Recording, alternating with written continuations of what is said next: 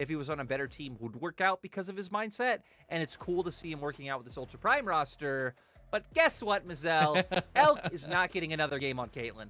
He is not, rightfully so. We'll see if Chelsea maybe pulls out something else that fits his playstyle a little bit more. But we have LGD there on the blue side, Ultra Prime on the red. The TF, Aphelios, Caitlyn banned away by LGD. The Ziggs, Talon, and the Renekton banned by Ultra Prime. First pick of the Jinx.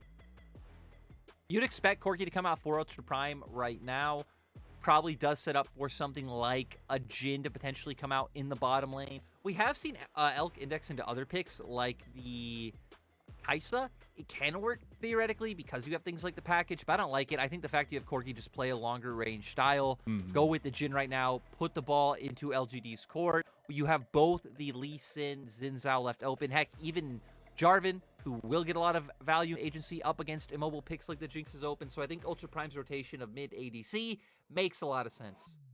Yeah, it definitely does. And the Jhin, just to be that utility carry, just set up the double marksman composition, I really like. And it's a little bit different from game number 1, right? Where you have that Caitlyn that was absolutely steamrolling the map, it felt like, and the Corki was there to back it up towards the end, towards those team fights, really putting in the damage for crying.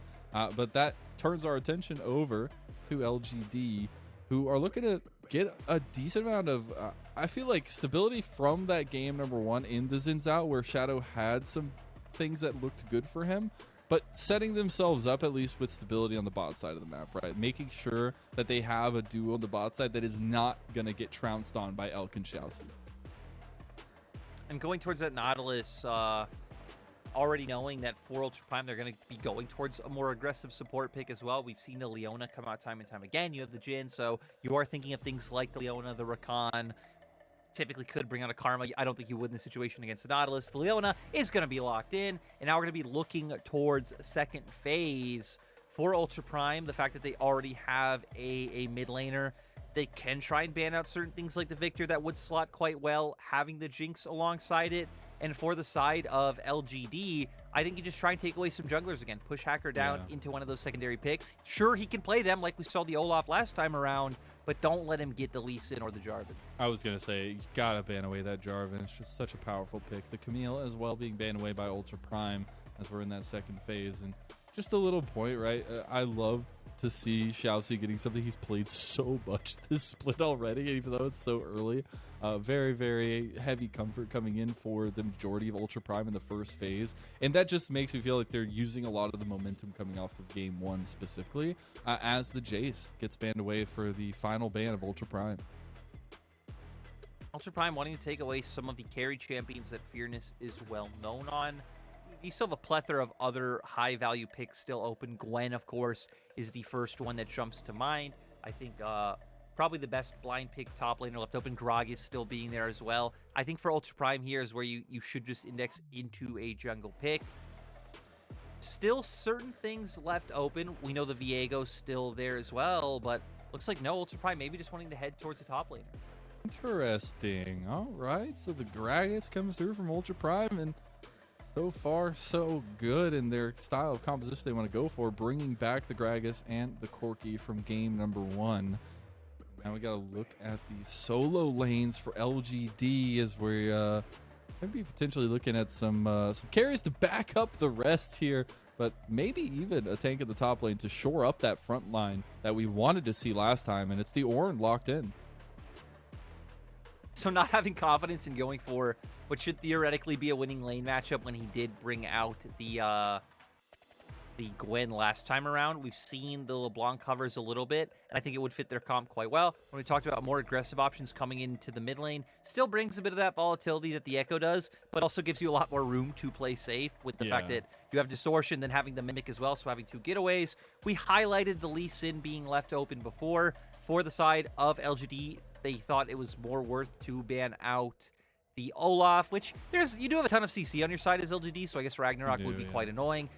Ultra Prime are going to bring out the Lee Sin in the end. And for Ultra Prime, I think things are looking pretty similar. I will say the one big difference, though, is your damage profile is being heavily indexed into Cryin this time around.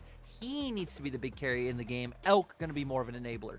Absolutely. And I still feel like Hacker is going to have a lot to say in this one, especially in the Lee Sin, right? But as a whole, the whole Ultra Prime team, they can space a fight out so well. I'm so interested in how we see the approach to big team fights to objectives as we get the game going, because this team is definitely going to be able to pick apart some of the pieces for the side of LGD. But on the side of LGD, right, I do feel like you're shoring up a few of the weaknesses we got in that first game. As you said, for G having a little bit more mobility, a little bit more give and take with the LeBlanc, but as well as getting that power pick in the Jinx, getting the tank front line that you needed in the first game, and having a lot of engage to back up the shot calling. I love that you hit on the tank front line, not only for the engage. The fact is, we saw in game one, when LGD had trying to get into River, they have no one who can face check vision. Shadow tried to walk in, just got chunked out by the Corki. Then it led to that really botched coordination where they couldn't find an engage. Now you have two members in Fearness and Jinzhao who can easily walk into River and set up for these team fights you want to find. Indeed, we do, as we get the flashes of the emblems across the screen. This is make or break for LGD going into game number 2. They are on the verge of losing yet another series on the spring split, but they need to make a comeback. One of these teams walking away with their first series victory tonight, and Ultra Prime are the first ones to try to make that happen as we go into game 2. The standard LeBlanc ward coming out to start the game off. Always just W over the wall, get that on the red buff, try and spot out what the enemy jungler is going to try to do.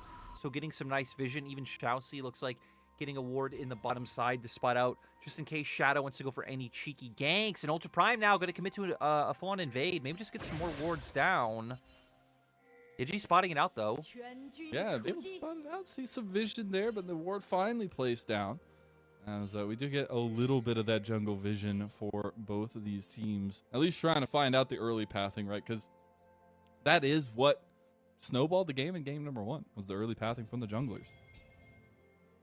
And once again, I think the jungle plans are decently telegraphed. Sure, we see pathing towards the opposite side of the rift to try and go along with the prio you will have to be able to take those crabs. But you have Ornn versus Grokkus in the top lane. Not a matchup where, you know, sure, let's say both junglers dedicate time there, right? You get a few kills on either of your tanks. It doesn't add to very high value. Your only windows to do that are early on. They will get too tanky too quickly to where you can focus them. I still think both teams will focus different areas, though. For LGD, definitely should be mid once again. You have this LeBlanc against Corki. You have the setup to try and get her out of lane. For Ultra Prime, I think typically you are heading towards the bottom lane first before looking mid, with the fact that you do have Xiaoxi once again on an aggressive pick. Yeah, and especially if you could set up this bot lane, you get 1-2 kills for Alki. Will be able to have a little bit more presence in the lane. But the early game is definitely going to be a little bit rough against this combo of the Jinx and the Nautilus. And especially when Jinzhao is landing some pretty nice hooks to start the series off, or the second game of the series off, for Xiaoxi on the other side last time. Yeah, at least for the... Oh, actually, that's what I'm saying, hook. man. Like, oh my goodness. Elk almost dies to the rockets, but now Eric has to get away. The Deadly Flourish doesn't connect, but the Zenith play did. And first blood for Xiaoxi. I don't know if that's a caster curse or just good play from Ultra Prime. And then, what? Shadow finds the solo kill. That jungle vision is king. Also, Shadow aggressively going into the enemy jungle. He has a pushing mid laner. Sure, the top lane might have been neutral at the point, but knowing he can win out in that 1v1. A ton of action going across the map. I wonder which one we'll get a replay of first. We're going to find out.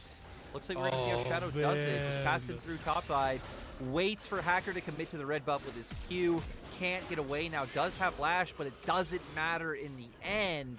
Sneaky Shadow finding a kill, and this is the early aggression we set up from LGD in this series. Exactly. We are getting that focus towards topside, but it's on to ZS under tower. Fearness is tanking tower shots, though. Will not be traded back, and LGD pull off a tower dive. On the opposite side of the map, though, they do got to be a bit afraid. Ultra Prime do have one wave right now. Xiaoxi goes in. Early engage, though, and that's a problem for Xiaoxi. Xiaoxi dies.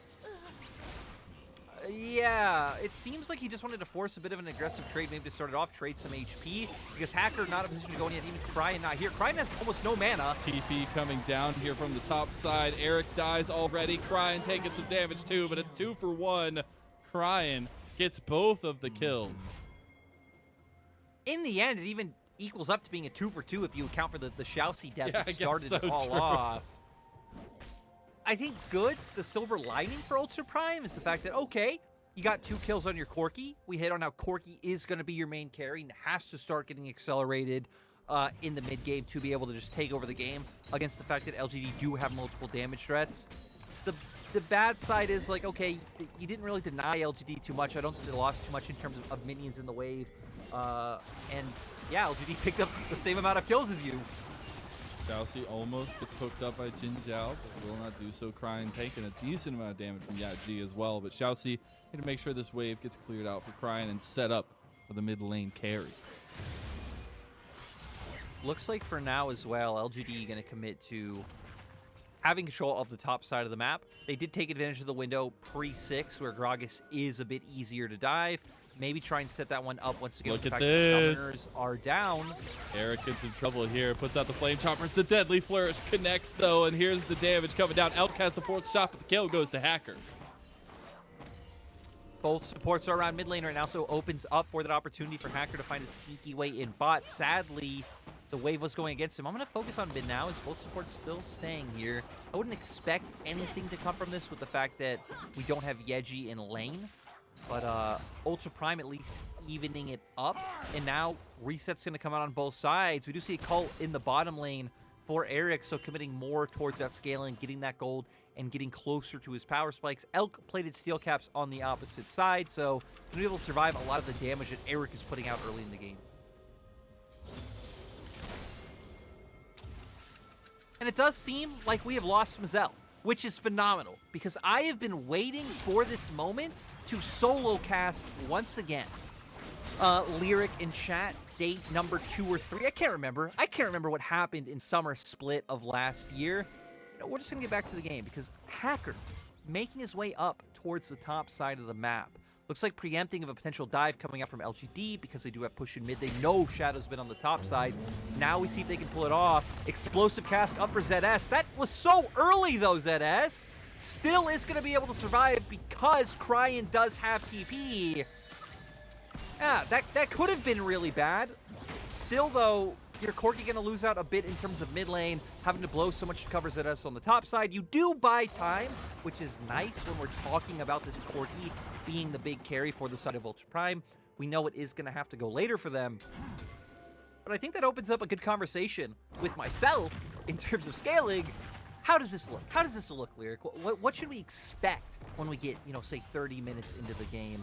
Though I might need to pause on answering my own question, because Shadow kind of hovering around top side right now.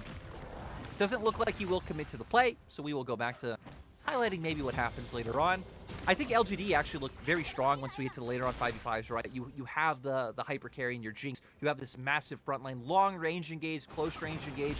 You got everything. If you get on objectives first, like Dragon, bam! Yeji popping over walls, chunking you out before you're able to walk in. For Ultra Prime, you're somewhat relying on picks. You will have things like the package to try to close long amounts of distance and catch out stragglers or try and find picks onto maybe Fearness later on with your jungler and your top laner. But yeah, I don't think it spells out all too well for the side of Ultra Prime. As Fearness get chunked out a little bit.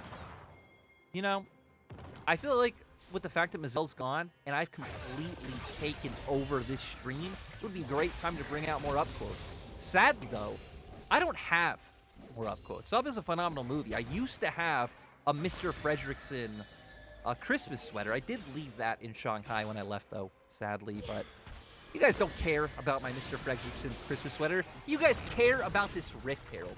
And we all care because Ultra Prime moving to the top side right now. Fearness might be caught out. Does have flash. Called the Forge God, not open yet. ZS going for the big flash, and we see Hacker following in. Cast does go down. Hacker kicking him away. Does have to flash to finish off the kill, but Ultra Prime pick it up. Crying with the package. Shadow will he be able to get away? Xiaoxi going in with the aggressive flash. They find the stun, and Shadow will get the Rift Herald, but goes down in the end. Yeji, you don't want to be here, my dude, as he does use the distortion to get away. Elk and the rest of the members are going to be able to put some damage down in mid and look for the siege. And Ultra Prime finding some much-needed kills. LGD, though, did get the Herald. We are going to be keeping our eyes on where they are able to drop that one. They haven't been able to get plates in really any of their lanes so far, so no obvious place to drop it. We have talked about the philosophy of in terms of like things like wave clear coming out, maybe dropping that one around mid, though Jinx is your hyper carry, so I think getting those plates on her is nice. As Lyric, break down this replay for me. Thanks, Lyric. We see ZS landing a nice Q. Fearness already being low on mana, no call of the Forge God. ZS flashing in for that one. Hacker able to finish it off is, you know what time it is? It's Herald, which means it's package time. Crying can close that distance so easily. We can see Elk able to stay far away. Curtain call, boom, boom, bam. Sniper shots come out. And yeah, that was the level of analysis I provided you guys. Boom, bam, boom. And you have to accept it because what could you do? I'm not going to DC. I'm not Mazel. He might be back at some point. Who knows? It's an exciting mystery that we're all going to find out together. As LGD do drop their Herald bot, giving more gold over to Mr. Eric, formerly Hysteric's favorite player in the LPL. Not sure if it's still true. Maybe the Shy has actually won his heart back with the fact that Weibo looked pretty decent. Weibo looking pretty solid. And we actually will see Weibo later on today. Weibo are our third series of the day. They'll be taking on TT. So the setup will be there for the Shy to pop off. But I don't know why I'm talking about the Shy. Because the Shy is not in this game right now. Who is in this game is Xiaoxi, Russell, and Mr. Fredrickson. Which sets up for, if these are Russell and Mr. Fredrickson, who would be Doug? Who I believe is the dog's name, if I do remember correctly, that loves squirrels. Which I feel like it's pretty cool. Squirrels are awesome. Living abroad, I haven't seen squirrels in many countries I've been to. As Hacker is going to start off the dragon as I get incredibly off topic for long periods of time. Jin Zhao's coming in. Summoners are available on both sides. We do have the ulti available for Jin Zhao. Hacker should be forced off this, but Crying having first track in. Shadow is able to take the dragon away, finds the engage. Hook comes out from Jin Zhao. And there we see it, Hacker instantly going down. Eric did get picked off on the opposite side by Elk, though. 1-for-1 so far. We see Xiaoxi trying to find something.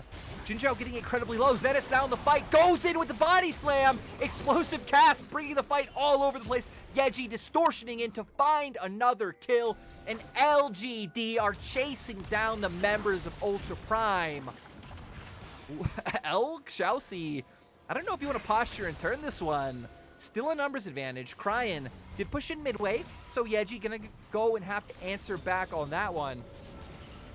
And we predicted a 2-game series coming in. We maybe a little bit disrespectful to LGD because they are bringing this one back. And when we've hit on how these compositions interact, it feels like LGD do have a solid shot to be able to take this game. As Yeji getting chunked out by Crying, and Crying gonna have to be the big member, does have his mirror mana finished. Oh, Yeji going in aggressively. Crying forced to flash away. Hacker was here, reads the play quite nicely. As I've been talking far too much, and you people deserve a break from my voice, but gosh darn it, it's a replay. It's in my contract, I have to talk during replays. Eric, we're gonna say you got caught out. You walked up to Elk. Elk does land his snare. Big damage with the force shot, taking him out. Crying forced out of the fight by both Yeji and Jin Zhao.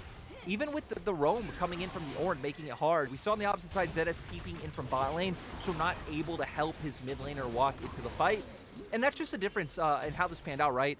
LGD coming in as a unit, their bot lane, at least their support, able to make it into river first. Fearness coming in from top side. And you know what?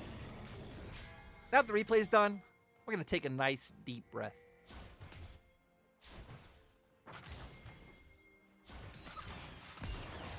And then we're going to make our way back in an elegant, quiet voice tone.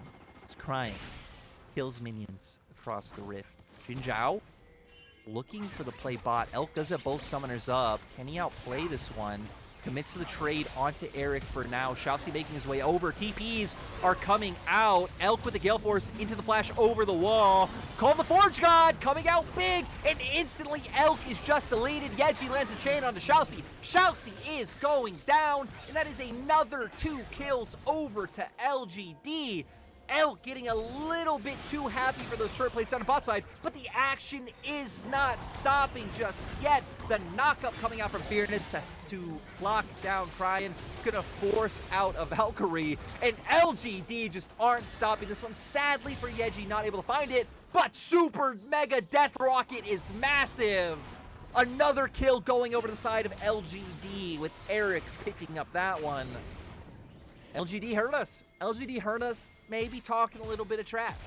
Saying, hey, they weren't expected to come in and win today. They come into this game, they adapt with their draft. We don't see the same amount of volatility.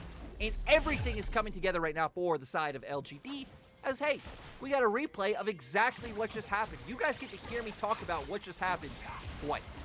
Because Elk lands the snare. Jinzhao, though, wants nothing to do with it. Flashes in. Gale Force into flash over the wall is quite nice, but this is the LPL instantly into another fight.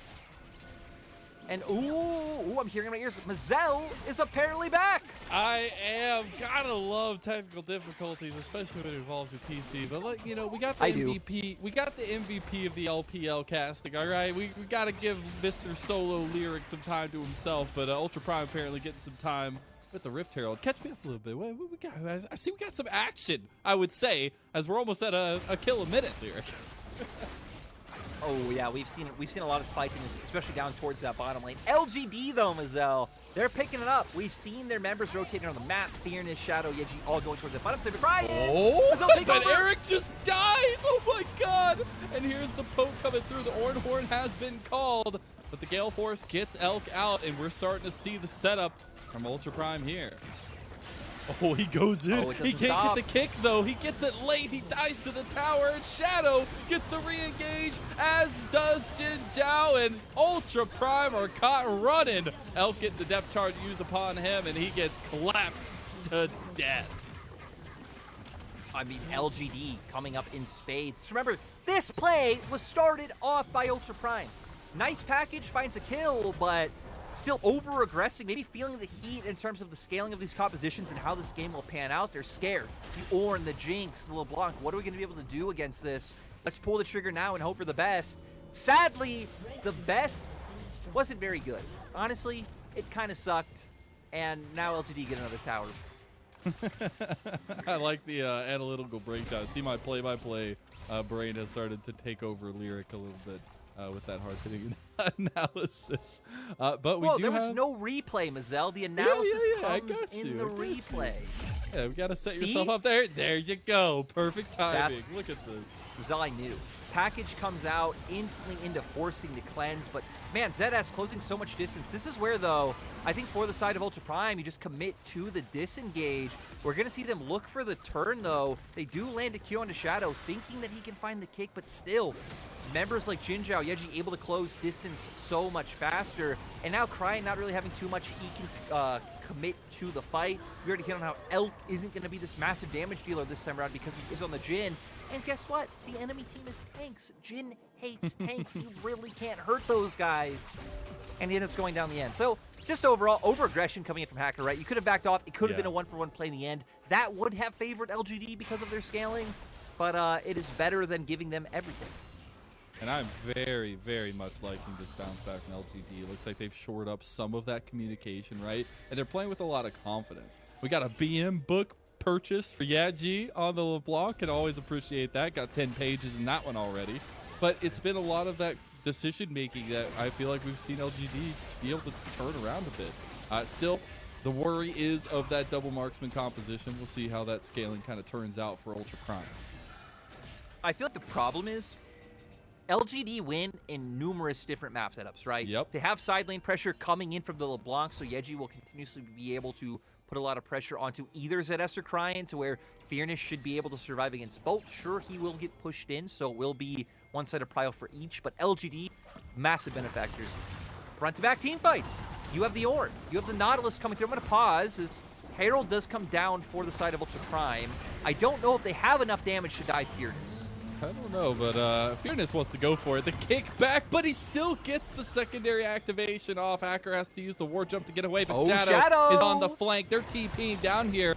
Ultra Prime are caught between a rock and a hard place, but they're going to try to fight their way out. Hacker getting away for just a moment. ZS goes for the engage there, but it's a 3v4. The cast comes out. ZS all by his lonesome. They just need to turn around the damage at this point, but they can't do so. They still have them flanked. They still have them caught out of position, and Hacker goes in, gets out with his life, but only for a moment as Shadow goes in with the lethalness to take him out. You've still got Eric popping rockets right now, but Xiaoxi is there to try to taper the damage off. Does not matter. He's excited, and Eric's gonna show it.